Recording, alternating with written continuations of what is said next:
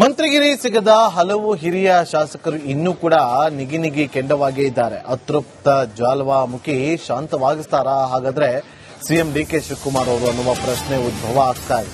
ಸಚಿವಗಿರಿ ಸಿಗದವರಿಗೆ ಭರಪೂರ ಅನುದಾನದ ಭಾಗ್ಯ ಸಿಗುತ್ತಾ ಹಾಗಾದ್ರೆ?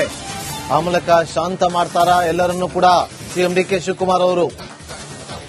ಅತೃಪ್ತರನ್ನ ವಿಶ್ವಾಸಕ್ಕೆ ತೆಗೆದುಕೊಳ್ಳುವಂತಹ ಕಸರತ್ತಿಗೆ ಈಗ ಸಿಎಂ ಡಿಕೆ ಶಿವಕುಮಾರ್ ಅವರು ಮುಂದಾಗಿದ್ದಾರೆ. ಇವತ್ತು ಜಿಲ್ಲಾವಾರು ಶಾಸಕರೊಟ್ಟಿಗೆ ಸಿಎಂ ಮೀಟಿಂಗ್ ಅನ್ನ ಮಾಡಲಿದ್ದಾರೆ. ಕೆಲವೇ ಕ್ಷಣಗಳಲ್ಲಿ ಮೀಟಿಂಗ್ ಕೂಡ ಆರಂಭ ಆಗಲಿದೆ. ಈ ಹಿಂದಿನ ಶಾಸಕಾಂಗ ಸಭೆಯಲ್ಲಿ ಅನುದಾನದ ಭರವಸೆಯನ್ನ ಕೂಡ ಕೊಟ್ಟಿದ್ದಾರೆ. ಇವತ್ತಿನ ಜಿಲ್ಲಾವಾರು ಶಾಸಕರ ಸಭೆಯಲ್ಲಿ ಅನುದಾನದ ಭಾಗ್ಯ ಕೊಡ್ತಾರಾ? ಆರಂಭದಲ್ಲೇ ಬೆಳಗಾವಿ ಬಾಗಲಕೋಟೆ ಶಾಸಕರೊಟ್ಟಿಗೆ ಚರ್ಚೆಯನ್ನ ಮಾಡ್ತಾ ಇದ್ದಾರೆ. ಮತ್ತಷ್ಟು ಮಾಹಿತಿಯನ್ನ ಕೊಡೋದಕ್ಕೆ ನಮ್ಮ ಪ್ರತಿನಿಧಿ ಹನುಮಂತು ಫೋನ್ ಸಂಪರ್ಕದಲ್ಲಿದ್ದಾರೆ. ಹನುಮಂತು, ಯಾಕೆ ಆರಂಭದಲ್ಲೇ ಬೆಳಗಾವಿ ಬಾಗಲಕೋಟೆ ಶಾಸಕರೊಟ್ಟಿಗೆ ಚರ್ಚೆ ಮಾಡ್ತಾ ಇರೋದು ಬಸವರಾಜ್? ಆರಂಭದಲ್ಲಿ ಅಂದ್ರೆ ದೊಡ್ಡ ಜಿಲ್ಲೆ ಅನ್ನುವಂಥದ್ದು ಒಂದು ಬಾಗಲಕೋಟೆ ಮತ್ತು ಬೆಳಗಾವಿ ಶಾಸಕರು ಸಾಕಷ್ಟು ಅಸಮಾಧಾನಗೊಂಡಿದ್ದಾರೆ. ಬಹಳ ಪ್ರಮುಖವಾಗಿ ಬೆಳಗಾವಿ ಜಿಲ್ಲೆಯಲ್ಲಿ ಸಾಕಷ್ಟು ಹಿರಿಯ ಕಾಂಗ್ರೆಸ್ ಶಾಸಕರು ಇರ್ತಕ್ಕಂಥದ್ದು ಸಚಿವ ಸ್ಥಾನಕ್ಕಾಗಿ ಸಾಕಷ್ಟು ಪೈಪೋಟಿ ನಡೆಸಿದ್ದನ್ನ ನೀವೇ ಈ ಹಿಂದೆ ಗಮನಿಸಿದ್ದೀರಾ. ಹಾಗಾಗಿ ಬೆಳಗಾವಿ ಮತ್ತು ಬಾಗಲಕೋಟೆಯಲ್ಲಿ ಆಕಾಂಕ್ಷಿಗಳಿರುವ ಕಾರಣಕ್ಕಾಗಿ ಮತ್ತು ಅಲ್ಲಿಂದ ಆರಂಭ ಆಗಬೇಕು ಅನ್ನುವಂಥ ನಿಟ್ಟಿನಲ್ಲಿ ಈ ಒಂದು ಸಭೆ ಆರಂಭ ಆಗಿರ್ತಕ್ಕಂಥದ್ದು.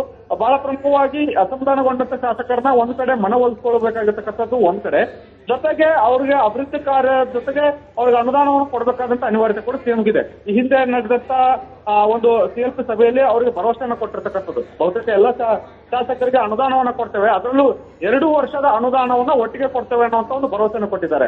ಯಾಕಂದ್ರೆ ಇನ್ನೇನು ವರ್ಷಕ್ಕೆ ಎಲೆಕ್ಷನ್ ಬರ್ತಾ ಇರೋದ್ರಿಂದ ಅಭಿವೃದ್ಧಿ ಕಾರ್ಯಗಳಿಗೆ ಈಗಿನಿಂದಲೇ ವೇಗ ಕೊಡಬೇಕು ಅನ್ನುವಂಥದ್ದು ಒಂದು ಇರಾದೆ, ಜೊತೆಗೆ ಶಾಸಕರನ್ನು ಪಕ್ಷದಲ್ಲೇ ಹಿಡಿದಿಟ್ಕೊಳ್ಬೇಕಾದಂತ ಒಂದು ಅವಶ್ಯಕತೆ ಕೂಡ ಸೇರಿದೆ. ಯಾಕಂದ್ರೆ 2028ರ ಚುನಾವಣೆಯನ್ನ ನಾವು 150 ಸ್ಥಾನಗಳಿಗೆ ಹೆಚ್ಚು ಸ್ಥಾನದಲ್ಲಿ ಗೆದ್ಕೊಂಡ್ ಬರ್ತೇವೆ ಅನ್ನೋಂತ ಒಂದು ಮಾತುಗಳನ್ನ ಪದೇ ಪದೇ ಡಿ ಕೆ ಶಿವಕುಮಾರ್ ಅವರು ಹೇಳ್ತಾ ಇರೋದ್ರಿಂದ ಅಷ್ಟು ಶಾಸಕರು ಗೆಲ್ಬೇಕನ್ನೋದಾದ್ರೆ ಗೆದ್ದಿರ್ತಕ್ಕಂಥ ಹಾಲಿ ಶಾಸಕರು ಮತ್ತೊಂದು ಬಾರಿ ಗೆಲ್ಲಬೇಕು ಅನ್ನುವಂಥದ್ದು.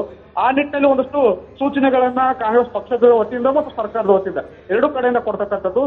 ಒಂದು ಕೆಪಿಸಿಸಿ ಅಧ್ಯಕ್ಷರು ಕೂಡ ಈ ಒಂದು ಸಭೆಯಲ್ಲಿರೋದ್ರಿಂದ ಸಹಜವಾಗಿ 2028ರ ಟಾರ್ಗೆಟ್ ಅನ್ನ ಇಟ್ಕೊಂಡು ಒಂದಷ್ಟು ಸಲಹೆ ಸೂಚನೆಗಳನ್ನ ಕೊಡ್ತಕ್ಕಂಥದ್ದು ಮತ್ತು ಯಾವ ಅಂತ ಅಭಿವೃದ್ಧಿ ಕಾರ್ಯಗಳಿಗೆ ಮೊದಲು ಕೈಗೆ ಎತ್ಕೊಳ್ಬೇಕು, ಆ ಅಭಿವೃದ್ಧಿ ಕಾರ್ಯಗಳನ್ನ ಟಾಸ್ಕ್ ಮೂಲಕ ಮುಗಿಸೋದ್ರ ಹೊರತಿಗೆ ಪಕ್ಷದ ವರ್ಚಸ್ಸು ಹೆಚ್ಚಾಗಬೇಕು, ಸರ್ಕಾರದ. ಬಸವರಾಜು, ಥ್ಯಾಂಕ್ ಯು ನಿಮ್ಮೆಲ್ಲಾ ಮಾಹಿತಿಗಾಗಿ.